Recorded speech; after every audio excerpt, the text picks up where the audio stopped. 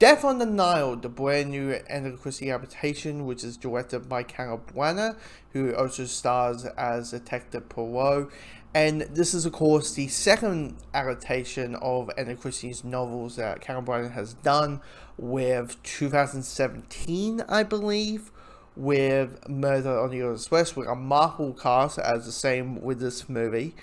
And here's the thing with Murder on the Orient Express. A lot of people probably, like, I understand the film was split, but I quite liked it. You know, me who didn't know the story and me who knew about the story, I just found it as a really good mystery movie, and it kind of followed those beats of, okay, someone gets murdered, the detective asks the questions, and then, and then the killer is revealed.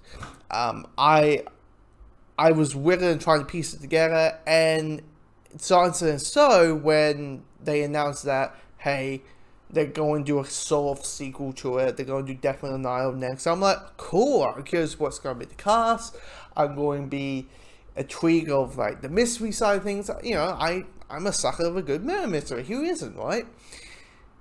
And the film got delayed because of COVID, and also the movie got delayed because of the elephant in the room, to the point that there was a question mark of even if this film was going to get a theatrical release, if Disney was going to just, like, put it on a shelf and it was going to be dust off until till all of us are dead. We don't know what the state of it was going to be.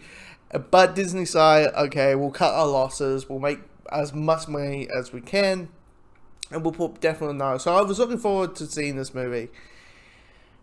And I will say this, it is as a mystery movie, it is really well done. Like, for most of the film, which I will talk about a little bit later, but most of the film, I was glued with the characters, I was glued with the performances, I was definitely glued by the mystery of it. I mean, the film does suffer from some pacing issues. Like, there's a part where the crew, because the story is that there's a wedding, and the big celebration bring, mom, dad, and a couple of the friends. The parents don't show up in this, but, bring the friends and the crew and all the lovely people onto a boat to celebrate you two getting married.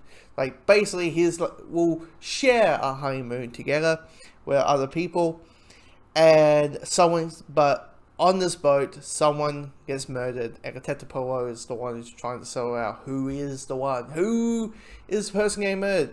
And I was kind of figuring out on the way, and that's the thing about it. Like, did I guess it? I was like, I thought of it, and then they did some things that made me down it, and then I was kind of right, and then there was a little extra onto it, so I was kind of like, yay, I'm kind of half right. But this movie is, for a detective film, it's really well done, and trying to piece it all together, and it is a little bit deeper, it is a little bit darker. We're trying to explore a little bit more of Detective Poirot's character, and trying to get a little bit more background on him, which I will say this, I don't know, like, in the first, I'm going to say this, in the first, like, 5 minutes, 10 minutes, I'll say the first 5 minutes of the movie, we're in World War One with a young Poirot, and they're basically trying to explain why he has this moustache. And I'm like, I'm that guy who doesn't really need to know why Professor X is bald. I don't really need to know why Wolverine wears a certain jacket. For me, it's unnecessary. Guess what? People lose their hair and people grow moustaches. Why does it need to be some big, lustly thing? And I was kind of worried that, okay, we're going to dive into this guy's backstory, and we're going to kind of maybe trying to add a little more character to the character. It will kind of ruin the character, if you know what I mean. And outside of that, which I would say could have easily be cut out, and definitely when we are meeting a couple of the other characters before Egypt, I'm like, you can easily cut that stuff out as well. Like, I felt like the movie could easily be like start Egypt, end Egypt, because it's like an extra 2 minutes of the film before credits, which I'm like, guys, we're dragging here. You know, you can cut probably about 15 minutes out of this movie and it would sing. It would sing. It's a little bit tad long, even though it's 2 hours and 7 minutes, right? Anyway. But they handle it pretty well. They explore the concept of love. The concept of, you know, people do crazy things when they're in love, or crazy things this, and while Murder Express is all about vengeance, this is about murder and love and all those type of things. And diving into that with Poirot, it's handled like they give you information, but enough information to the point you can kind of just like put, you know, if you don't care about it, just pull it to the side. But yeah, it's really, I really enjoyed the film. The performances are great. Gal Gadot is great in the film. I get it. Some people find her a little bit of a hit or miss actress. I think she's solid. I mean, is she the greatest thespian in the world? Probably not. But she's good in it. Yes, even on camera. It's sad knowing, you know, watching the movie, you're like, God, this guy's good.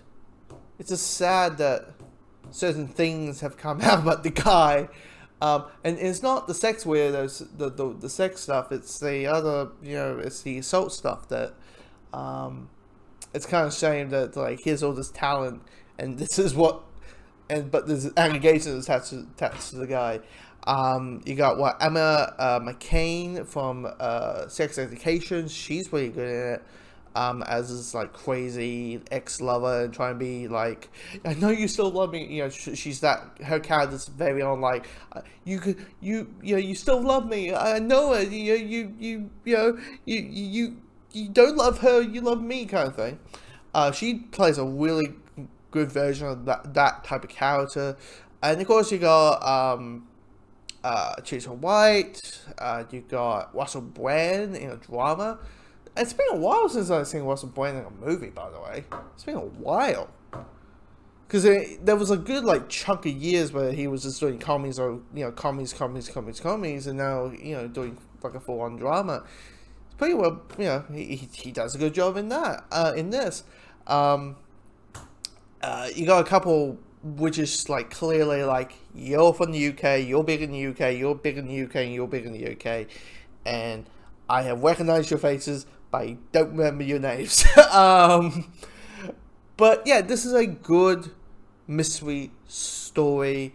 The problem with murder mysteries, you don't want to get too much away.